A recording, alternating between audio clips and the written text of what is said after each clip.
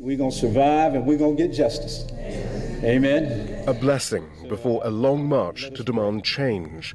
In 1965, Martin Luther King Jr. led a march from Selma to Montgomery that led to federal legislation on equal voting rights.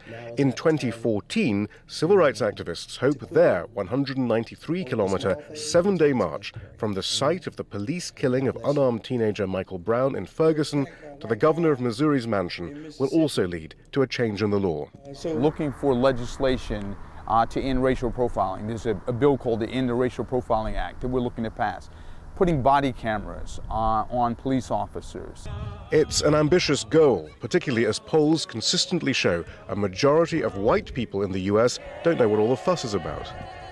But don't you get the sense sometimes that actually for white communities, affluent communities, this is kind of what they want? They do want to keep black communities restricted. Well, here's the question I would pose. How good has this Michael Brown tragedy been for business in the greater St. Louis area? It cannot be reasonably argued that children losing their lives as a consequence of the most underwhelmingly minor of offenses is good for anybody.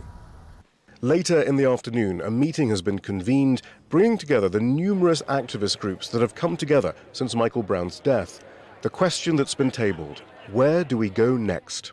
We need to keep the motivation and know that we have a... Someone well placed to map out a strategy is the Reverend Dr. William Barber. He's mobilized a mass movement for social justice in North Carolina, now in its 75th week of protests. I just met a young lady in the hotel who said she was with Greenpeace, but she was so glad that environmentalists were able to hook up with civil rights actors and understand the intersectionality of our issues. Those who are attempting to deny health care, those who are attacking minimum wages, those who are attacking women's rights and LGBT rights and immigrants' rights. What you are hearing in America now with all of these different movements is prophetic mourning.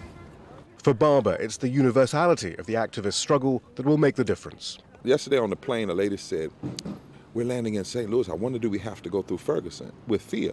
I turned around and said to her, yes, because Ferguson is not just in Missouri. Every city you go through has some element of Ferguson. Shihab Ratansi, Al Jazeera, St. Louis.